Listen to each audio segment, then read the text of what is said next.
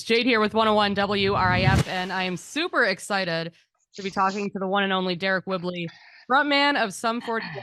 How are you doing? I'm good. I'm very good. You guys have got a lot in store coming up in 2024. So I got to tell you, Sum 41 is a massive part of my youth growing up. It was part of the soundtrack of my high school days. All Oh, Kill cool. Justice Look Infected. Was a big fan of you guys. So when I heard that you guys are calling it quits and Uh, last run in 2024, I think like a lot of fans, that hit me. Like it hit me. really? Wow. Wow. Thank you. Yeah. Yeah. I mean, that was not, I wasn't expecting that, from that response from people. I'd heard that from a couple of people. And the night before we made the announcement, somebody asked me if I was nervous to make the announcement. I said, I am, but only because I don't know if anyone's going to care. Oh man, yeah, definitely. I know a lot of my friends that were that style, right? Like the pop punk and that style in high school. We were all messaging each other. Friends I hadn't talked to in years, like, oh my God, is this really happening? Like I remember Wow. driving in our car. We had just gotten our driver's license and rocking out with you guys. So congratulations on the success of the last few decades. You'll be at the Masonic here in Detroit, September 14th. Uh I read with this new album, it's a double album, Heaven and Yeah. Hell. Heaven kind Yeah. of pop punk style, Hell kind of Yep. the metal style of Sum 41. And Some Metallica, our sort of some Metallica style that yeah, we've yeah, been doing for a while. Yeah. which is you guys have always had kind of a range and done a lot of different things. So Hmm. I've listened to both of the first singles that have come out. You said for Landmines that you had no intention to write an old school pop punk song and it just kind of happened. So did you write that having already known that this was going to be the end? No, no, nothing was decided. It was all the decisions came after all the music was finished, recorded, and we were talking about what to do on the next tour and all that kind of stuff. And I had been thinking, uh, I'd had these feelings about how long am I going to keep doing this? Because as much as I love doing it, it's all I've ever done since I was 15 in the 10th grade. Sure. And I've had thoughts of, I don't know what else I'd like to do, but I can't even think about doing anything else with all my focus being on Sum 41 every day, all day, from the second I wake up till the second I fall asleep.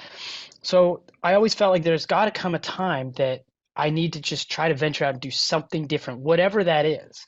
Um, and it was only after all the music and everything was written and recorded that I thought, I sat back and listened to everything and I go, you know what? I think this is a good one to go out on. I think this is my time. How does the rest of the band feel about this? Because obviously, like all bands that have had the longevity like you guys have, you have your ups and downs, you go through your tribulation, Hmm. and you guys are not any different in that standpoint. So how is the rest of the band feeling? Like when you came to them and said, like, "Hey, so I'm kind of thinking of doing something else in life. Like, what do you guys think? Like, how'd they take?" Crushed. No, I don't know. I think that everyone was shocked, because of how much work and how much of my focus goes into it. I think everybody thought, well, how could he not think of it? Why would he want to do anything else? This is all he does. And where I was trying to say, that's why I'd probably want to do something, because this is all I do. Um, no, I think everyone was sad, and I was sad too. It was a hard conversation to have, because we are such great friends, and we have gone through lots of ups and downs, but we've gotten to a great place. We started out as all best friends in high school, and then you go through all these ups and downs, and we've had falling ins and outs over time. But like as adults now, and people with children, like our kids are friends, like we're all a big family, and we all really care about each other. So it was a tough conversation, and I think it surprised everyone because like we are still going to stay such great friends outside of it. You're probably going to see us together a lot. There'll be photos of us all. We're always going to be together, and people are going to be saying, "Why are you guys not a band? You seem to enjoy each other's company." And it really has nothing to do with that, other than my desire to just see what else is out there in life for me. Sure. Well, that was going to be one of my next questions. What is in store for the future? And you talk about you want to do other things and experiment. I'm sure you have some thoughts on what that is. There's minor thoughts, but I don't want to get even, I don't want to go too far down that because there's so much work to be done. Like we said, we have a new record, Heaven and Hell, coming out in this March, so that's really soon. And then we got a tour that we just put on sale today. So all my focus for the rest of year while I'm still in Sum 41 is 1,000% Sum 41. The day that it all ends and I wake up and I go, oh man, I have nothing to do. That's when I'll start figuring out what I got to do. Sure, yeah, and that's a great way to look at it. But I gotta ask this, and I don't know if anyone's asked you this yet. Um, there's a lot of bands who have done the farewell thing and done the last tour, and we always make the joke with Kiss, for example, who has done their Sure. farewell tour show in Detroit and Detroit Rock City. They played here, I think. Yeah, yeah. And so, is there any part of you that after you do this tour and it's going to be all year, kicks off in March, and you wrap things up, huge sold out show in Toronto, of course, the hometown show. Is there any part of you that thinks that maybe that next day you wake up and you're like, maybe I'm not ready to wrap it up just yet?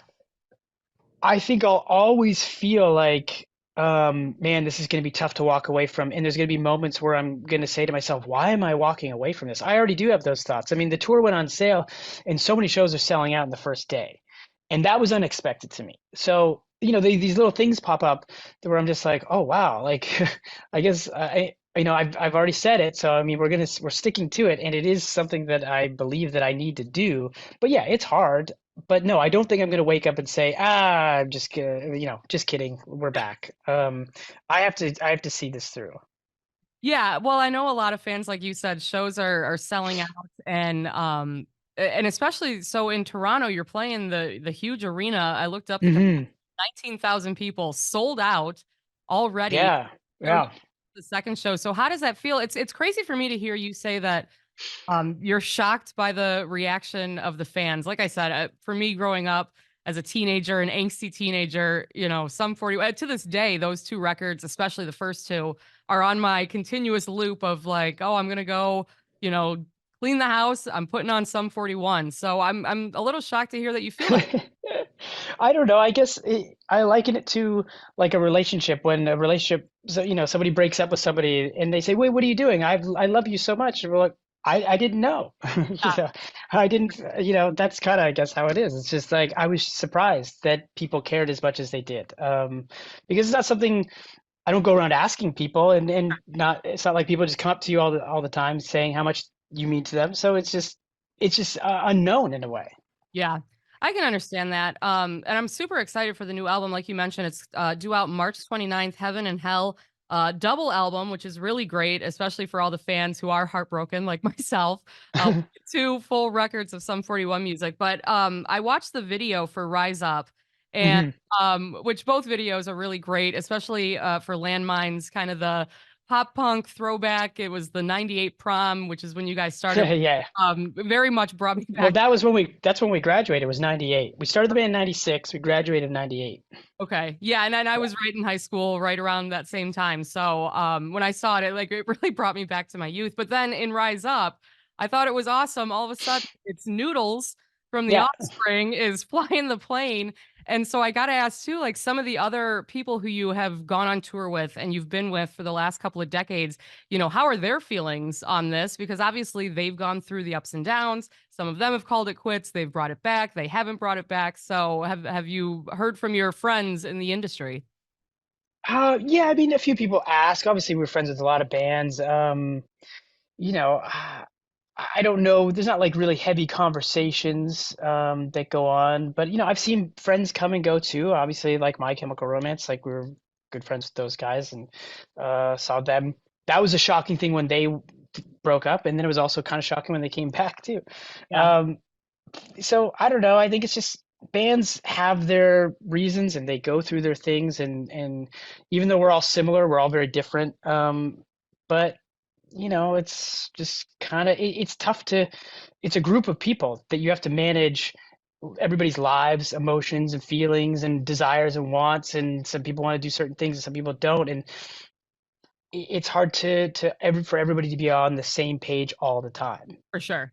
I think that's in life for everybody, as adults and all of us in that time frame now we've got our big kid jobs and some of us have gone into management and you're navigating Yeah. that and it's definitely different. So I'm Bands for you guys. bands are a marriage, except we're married to like 4 or 5 people. Three Right. to five people in a marriage. Try to make that work. Hard Yeah. enough with two people. Sure. Yeah, no, that's totally understandable. So it sounds like you guys have some fun things in store. What should we expect for this tour? Because in my head, I'm just like flashing back to the Warp Tour, and Yeah. I'm super pumped. I've got to wait all year for you guys to come here to Detroit. But is anything special in store? Any plans for while you're out? And of course, you're out with the Interrupters, who are great. Yeah, they're So great. um, Yeah, we're very excited about that. We love them. And I mean, as far as the show goes, I mean, we're still putting it all together. We're still working on set lists. We're still about to get into production rehearsals and figure everything out. But for us, this band has always been about being on stage. That's where we thrive, really. That's what we love to do. And then we like to put on a good show. We like to play songs for people that, we want to play songs that people know. And we're going to play some songs that maybe we don't always get to play that get requested a lot, but we want to try to make it a very well-rounded thing. But we're not going to just play a bunch of stuff that nobody knows just for us. It's like we want it to be an enjoyable experience, and it's always some 41 shows are very communal. It's a very like uh, crowd response, like we're all in it together kind of thing. So we don't just go up there and play songs and just make you watch us. It's like sure. it's interactive. It's a fun night. Yeah, I'm definitely looking forward to it. And I gotta ask you because I don't think that you're in Canada right now, or you're not in Toronto, right? Or No, no, oh, you're avoiding. You can see behind me the in I Detroit, can. very close. So I know the fans in Detroit are super excited. And I'm glad that you're avoiding this terrible weather that we are doing. I'm looking at that honestly and going, man, I wish I was there. Is I are, I love a good, snowstorm or it's I been don't get to see it that often. it's been snowstorming for like a week. It's been about negative 15 degrees. So I Uh-huh. appreciate the sentiment, but we're a little chilly here. Are you so you're in LA then? I'm on the West Coast, yeah. Okay, so is that and like you said, you haven't really thought about future plans, but being from Canada and having such a huge Canadian following, and having this huge show sell out, do you plan on spending more time back at home after things are done, or you don't really know? I do. I do. I do miss Toronto quite a bit. And I don't get back enough, mostly because we're on tour. I don't get to be home that much. Sure. I'm not anywhere. I'm on tour about 9 to 10 months a year. So I'm just looking for I like to be home and in Toronto. Yeah. Well, right now I know you said you miss it, but you're avoiding a disaster out there. Yeah, I come in for a week or two at a time and then I'm out. That's all I Yeah, need. for sure, for sure. And I got to ask you one last question, and this is not music related. And if you're not a fan of this, we will wrap things up. But are you a Sure. football fan at all? A what, sorry? Football, like American football? Are you into that? Not at all. Oh, okay. Zero. All right. Well, I wasn't No. sure because the Lions, who have been notoriously terrible, have made it. We're close to Canada, so I figured I would maybe just throw that out there. I don't know that team. I apologize. I've never heard of it. Not No. at all. Not at all. Well, Deryck, thank you so much for taking the time. We are super pumped, and I know the fans are really excited to see you out on the road and the new album coming out March 29th, Heaven and Hell. And just congratulations on the success and good luck in everything that you choose to do. I know it'll be a success because you are who you are. So thank you so much. Cool. Awesome. Well, thank you so much. Yeah, we'll see you soon. Okay, bye.